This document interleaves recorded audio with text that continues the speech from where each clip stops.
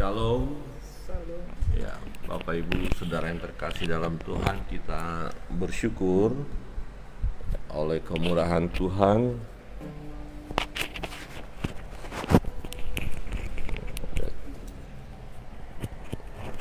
kita boleh ada sebagaimana adanya saat ini semua karena kebaikan Tuhan ya, kemurahan Tuhan. Dan kita akan membaca merenungkan firman Allah yang terambil dari 2 Raja-Raja pasal yang pertama. Jadi kita saat ini akan belajar firman Tuhan, diberkati oleh firman Tuhan dari 2 Raja-Raja pasal 1. Pembacaan kita kemarin terakhir di pasal 22 1 Raja-Raja, saat ini masuk ke 2 Raja-Raja pasal 1. Nah, beberapa bagian kita akan baca. Ayat 1 saya baca, ayat 2 Bapak Ibu dan Saudara yang terkasih dalam Tuhan. Nabi Elia memberitahukan kematian Ahazia. Ya, Saudara yang terkasih dalam Tuhan, ayat pertama. Sesudah Ahab mati, maka memberontaklah Moab terhadap Israel. Pada suatu hari, jatuhlah Ahazia dari bisi-bisi kamar atasnya yang ada di Samaria, lalu menjadi sakit. Kemudian dikirimnyalah utusan-utusan dengan pesan, pergilah, mintalah petunjuk kepada Baal Zebub, Allah di Ekron, apakah aku akan sembuh dari penyakit ini. Tetapi berfirmanlah malaikat Tuhan kepada Elia orang Tisbe itu, bangunlah, berangkatlah, menemui utusan-utusan Raja Samaria, dan katakanlah kepada mereka, apakah tidak ada Allah di Israel, sehingga kamu ini pergi untuk meminta petunjuk kepada Baal-Zebub, Allah di Ekron. Sebab itu beginilah firman Tuhan, engkau tidak akan bangun lagi dari tempat tidur di mana engkau berbaring, sebab engkau pasti akan mati. Lalu pergilah ini. Sesudah utusan-utusan itu kembali kepada raja, berkatalah ia kepada mereka, mengapa kamu kembali? Jawab mereka kepadanya, ada seorang datang menemui kami dan berkata kepada kami, pergilah, kembalilah kepada raja yang telah menyuruh kamu, dan katakanlah kepadanya, beginilah firman Tuhan, apakah tidak ada Allah di Israel, sehingga kau menyuruh meminta petunjuk kepada Baal Zebub, Allah Ekron, sebab itu engkau tidak akan bangun lagi dari tempat tidur di mana engkau berbaring, sebab engkau pasti akan mati. Lalu bertanyalah ia kepada mereka, bagaimanakah rupa orang yang telah datang menemui kamu itu, dan yang mengatakan perkataan ini kepadamu? Jawab mereka kepadanya, seorang yang memakai pakaian bulu dan ikat pinggang kulit terikat pada pinggangnya. Maka berkatalah ia, itu Elia orang Tisbe. Bersama-sama, sesudah itu disuruhnyalah kepada Elia seorang perwira dengan ke-50 anak buahnya. Orang itu naik menjumpai Elia yang sedang duduk di atas puncak bukit. Berkatalah orang itu kepadanya, hai abdi Allah, raja bertitah, turunlah. Nah, demikian pembacaan firman Tuhan, dan seterusnya nanti akan kita melihat utusan daripada raja untuk menemui Elia. Memang nanti kita lihat sangat tragis sekali. Ada 2 gelombang ya, 2 regu ya. Pertama datang dan meminta kepada Elia supaya Elia turun, dan tampaknya tidak sopan mereka ya. Dan akhirnya yang pertama ini, kelompok pertama mati bersama dengan 50 anak buahnya. Kemudian kelompok kedua datang lagi dan mati juga ya. Kemudian yang kelompok ketiga dengan kerendahan hati ya, seorang pemimpin pasukan itu datang dan dia sujud dan memohon kepada Elia supaya ikut mereka, dan Elia mengikuti mereka. Yang ketiga ini tidak mengalami kematian karena mereka bersikap baik, hormat ya kepada hamba Allah ini, takut akan Allah ada pada mereka.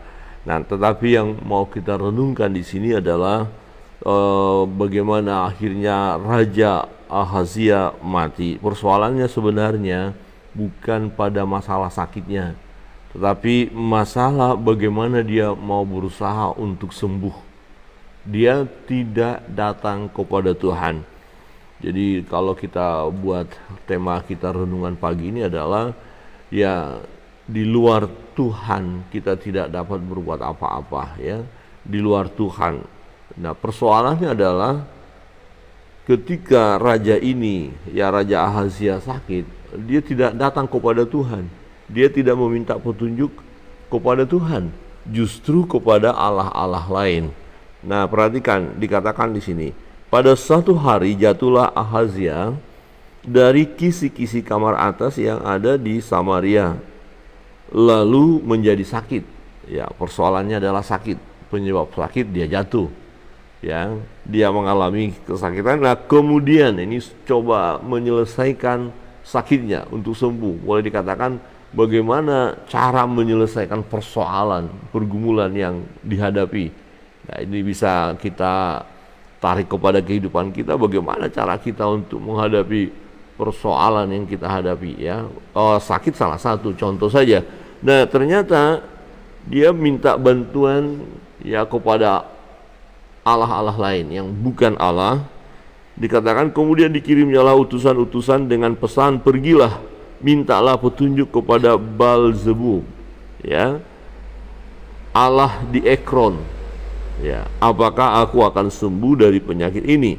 Nah, tetapi berfirmanlah malaikat Tuhan kepada Elia orang Tisbe itu, ya, Nabi Elia, ya, bangunlah, berangkatlah menemui utusan-utusan Raja Samaria dan katakan kepada mereka, apakah tidak ada Allah di Israel sehingga kamu ini pergi untuk meminta petunjuk kepada Baal-zebub, Allah di Ekron, ya, apakah tidak ada Allah di Israel. Nah, begini, kalau kita punya pergumulan, punya beban, punya masalah dalam hidup ini, kemudian kita mau mencoba mencari jalan keluar, nah, tetapi kita tidak datang kepada Allah kita. Nah, Allah mau berkata, apakah tidak ada aku bersama dengan kamu? Kenapa kamu malah mencari bantuan kepada Allah-Allah lain yang sesungguhnya bukan Allah? Kenapa kamu malah pergi menyembah berhala? Kenapa kamu tidak berseru kepadaku? Kira-kira begitu, ya. Bahasa sehari-hari, katakan sederhananya bahasa sendiri. Jadi Allah mau berkata, kamu kenapa nggak datang? Kenapa nggak berdoa? Nah, apakah ada orang-orang yang menyebut dirinya sebagai orang percaya atau orang Kristen yang katanya sudah mengenal Tuhan, mengenal Kristus, ketika dia mengalami pergumulan, mengalami persoalan, ya justru dia tidak datang kepada Tuhan, ya.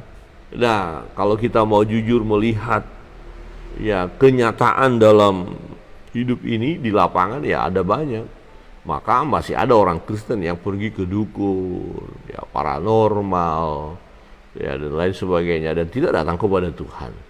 Nah, ini menyedihkan. Nah, Raja Ahazia meminta, ya, pesuruh-pesuruhnya atau anak buahnya atau utusan-utusan pergi ke Baal-zebub, ya, ini Allahnya, ya, di Ekron, Allah orang Ekron atau sesembahan, ya. Tetapi ini bukan Tuhan, bukan Tuhan yang sesungguhnya harus disembah oleh Ahazia. Ahazia semestinya tahu Allahnya Israel, ya, siapa Allahnya Israel. Maka Tuhan katakan, apakah tidak ada Allah di Israel? Ya, apakah Allah tidak ada di Samaria? Apakah Allah tidak ada dalam rumah Raja Ahazia? Nah, apakah Allah tidak ada bersama dengan kita kalau kita punya pergumulan sehingga kita harus minta bantuan kepada kuasa-kuasa lain? Nah, ini menjadi perenungan kita. Bapak Ibu Saudara yang terkasih dalam Tuhan, kalau kita punya masalah, punya pergumulan, sebesar apapun tantangan itu, pergumulan itu, sebesar apapun sakit penyakit yang kita alami, maka jangan lupa datang kepada Tuhan. Amin. Datang kepada Tuhan. Bukan berarti, Pak Pendeta, saya sakit, saya mau datang kepada Tuhan, jadi saya nggak usah berobat ke dokter. Bukan. Ya, ke dokter kita perlu, cek kesehatan perlu, ya, dicek kesehatan kita perlu. Kemudian kita harus doakan juga. Ya, kemarin bincang-bincang dengan ada jemaat, kita sharing bagaimana mamanya sakit, kemudian pembuluh darah pecah. Dokter sudah tidak punya, ya, tidak memberi harapan lah, tinggal sudah suruh pulang. Tetapi apa yang terjadi? Wah, mujizat terjadi. Jadi tetap ke dokter, tetap periksa. Ketika dokter yang ya mengatakan bawa pulang saja, padahal masih harus diimpus.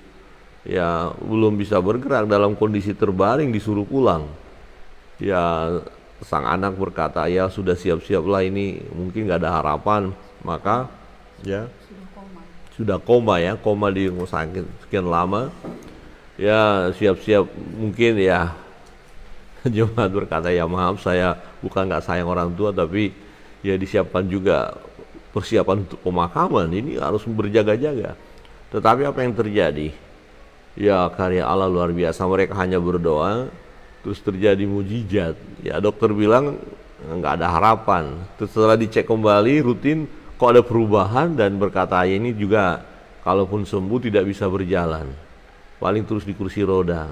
Ya terus jemaat berkata, ya nggak apa-apa, kita harus terima padanya. Ya berselang beberapa waktu check up rutin, loh kok sudah bisa berjalan, loh kok sudah bisa jalan dan sudah bisa bergerak, bisa jemur pakaian. Ini seorang yang percaya, usia sudah tua, mbah atau nenek. Ya, dan kemudian dokter berkata, ini pasti orang Kristen ini katanya. Lah ini menjadi satu kesaksian, dan jemaat berkata, ya kok dokter bilang begitu? Ya biasanya ada beberapa pasien terjadi seperti ini, dan ternyata mereka orang Kristen katanya. Wah luar biasa ya. Bapak Ibu Saudara yang terkasih dalam Tuhan, kadang kita sudah nggak sanggup apa-apa, dokter pun bisa nggak sanggup, alat-alat medis sudah nggak sanggup, ya tetapi Tuhan sanggup. Dan saya katakan kita perlu ke dokter, tapi ingat, waktu ke dokter kita perlu berdoa. Ya kita doakan alat-alat supaya berfungsi dengan baik. Nah dikatakan waktu profesornya datang, ya di atas dokter, ya ahlinya lah ya, datang, dia berkata, mama saya nggak dilihat, nggak dipegang apa, nggak dicek, hanya lihat tulisan-tulisan saja. Ya hanya dilihat rekap medisnya, oh ini udah, nanti suruh pulang saja. Oh ini sudah ini. Hanya dilihat, dan orangnya katakan hebat. Nah untuk itu saya katakan betul, tidak perlu melihat pasien karena hasil deteksi dari alat. Nah perlu kita doakan alatnya. Kalau alatnya rusak, ya terdeteksi yang berbeda. Nah maka ada kadang-kadang ya namanya malpraktek ya, hanya melihat alat, dia kira alat itu bagus. Pernah satu ketika juga jemaat membawa anak ke rumah sakit, ternyata alat pengukur suhu itu berkata normal yang di rumah sakit itu, sementara dari rumah sudah tinggi banget. Nah sampai jemaat membawa alat pengukur suhu tubuh itu ya, yang berbeda dengan alat yang di rumah sakit. Ya, jadi dua alat yang berbeda, yang satu ya manual itu menunjukkan panas yang sangat tinggi, tapi yang elektrik ya yang di rumah sakit mengatakan normal saja. Kemudian jemaat itu marah, ini gimana panas sudah begini ya. Akhirnya ganti alat yang untuk ngecek yang di rumah sakit, dan betul sudah demamnya tinggi ya, panasnya tinggi. Kemudian segera masuk UGD, dirawat dengan baik. Puji Tuhan, alat itu diganti, dan kemudian pihak medis mengerti bahwa memang kondisi anak ini sudah sangat demam tinggi. Jadi perlu kita berdoa untuk alat. Kami punya pengalaman hal itu. Ketika kami membawa anak kami untuk periksa, alat itu baru selesai dipakai. Ya, baru selesai dipakai orang lain. Masih bagus. Ketika giliran anak kami masuk, ya alatnya rusak, blank. Dan tim medis bilang, aduh minta maaf Bapak, ini Ibu ya alat kami rusak. Tetapi kami sadar ini tidak mungkin tiba-tiba rusak, dan kami merasakan ada sesuatu, dan kami berdoa. Ya nggak diapa-apain alat tersebut, kemudian berkata, oh sudah bisa Pak. Ya silakan dipakai lagi, dan hasilnya ya jelas. Jadi perlu kita berdoa, memohon kuasa Tuhan. Jadi jangan ke tempat yang lain. Tetapi jangan orang berkata begini, oh kita berdoa jadi nggak perlu ke dokter. Oh salah itu. Boleh ke dokter, dan memang sebaiknya begitu supaya dicek kesehatannya. Tetapi di dalam itu semua tetap dibawa di dalam doa. Jadi Ahazia dia sakit, mestinya bisa sembuh kalau dia datang kepada Tuhan. Ya, itu sebab alasannya kan. Ya, dikatakan oleh Tuhan. Nah, tetapi berfirmanlah malaikat Tuhan kepada Elia orang Tisbe, bangunlah, berangkatlah menemui utusan-utusan Raja Samaria dan katakan kepada mereka, apakah tidak ada Allah di Israel? Jadi kalau kita mengalami persoalan pergumulan di dalam rumah kita begitu, apakah di rumah kita nggak ada Allah, nggak ada Tuhan?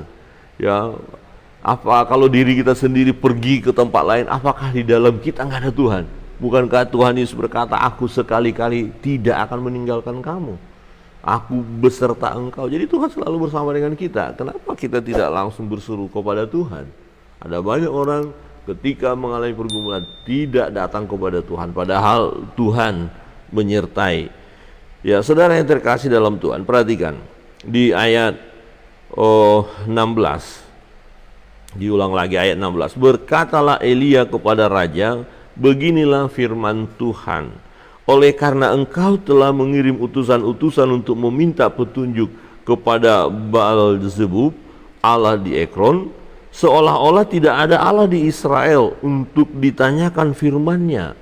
Maka sebab itu engkau tidak akan bangun lagi dari tempat tidur di mana engkau berbaring, sebab engkau pasti akan mati, karena engkau tidak datang kepada Allah yang benar, Allah Israel. Jadi kalau konteks kita sekarang ya, kita orang Kristen ya, kalau kau tidak datang kepada Yesus, kalau engkau tidak berseru kepada Yesus, kalau engkau datang kepada ilah-ilah zaman ya, engkau tidak akan sembuh.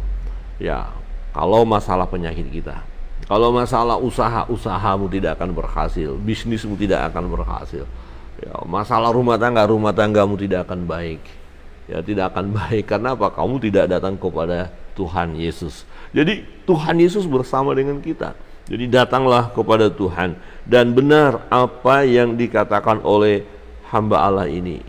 Ya, ayat 17. Maka matilah raja sesuai dengan firman Tuhan yang dikatakan oleh Elia. Maka Yoram menjadi raja menggantikan dia dalam tahun kedua zaman Yoram bin Yosafat raja Yehuda, sebab Ahazia tidak mempunyai anak laki-laki. Saudara yang terkasih dalam Tuhan, dikatakan maka matilah raja sesuai dengan firman Tuhan. Jadi apa yang difirmankan Tuhan, ya dan amin. Mari kita ya terus mempercayai firman Allah ya. Pegang firman Tuhan ya. Jangan pernah kita meragukan firman ya. Kita terus ya bergumul di hadapan Allah. Ketika kita dalam pergumulan, datanglah kepada Tuhan, datanglah kepada firman-Nya. Ya, firman Tuhan berkata, firman-Mu pelita bagi kakiku sehingga terang bagi jalanku. Jadi firman itu akan menuntun kita. Kalau Bapak Ibu Saudara terkasih dalam Tuhan punya pergumulan, mari datang kepada firman. Baca, renungkan. Nah, firman itu akan bekerja di dalam diri kita, memberi kekuatan, memberi sukacita, memberi damai sejahtera, akan memberikan juga kesembuhan. Amin. Kesembuhan. Banyak contoh-contoh di mana ketika orang percaya kepada firman, dia mengalami kesembuhan. Nah, rahasia kesembuhan itu juga sebenarnya sederhana ya. Ya, firman Tuhan katakan apa? Hati yang gembira adalah obat yang manjur. Ya, itu sebenarnya. Nah, jadi banyak orang-orang saat ini susah gembira. Sulit bergembira. Berat rasanya gembira. Karena apa? Problem hidup ini terlalu luar biasa. Masalah bertubi-tubi ya. Stres. Ya, hati-hati kalau udah stres itu membuat kita sakit. Bapak Ibu Saudara terkasih dalam Tuhan, jangan biarkan dirimu masuk dalam situasi yang membuat engkau stres. Bukan berarti nggak ada masalah dalam hidup ini, ada. Tetapi Tuhan Yesus berkata apa? Marilah datang kepadaku, hai kamu sekalian yang letih, lesu, dan berbeban berat, aku akan memberi kelegaan kepadamu. Pagi hari ini mari kita datang kepada Tuhan, berseru hanya kepada Tuhan. Jangan kepada ilah-ilah zaman ini, jangan kepada kuasa-kuasa kegelapan, jangan pergi ke paranormal, jangan pergi ke dukun-dukun, jangan pergi ke penyembahan berhala, jangan pergi. Kita hanya mau datang kepada Tuhan. kepada Allah Bapa, Anak, dan Roh Kudus. Kiranya firman Tuhan memberkati kita sepanjang hari ini. Mari kita terus bersandar kepada Tuhan. Serahkan segala beban pergumulan kita kepada Tuhan. Dia Allah kita yang sanggup menolong. Ya, datang kepada Tuhan. Kita naikkan doa-doa kita.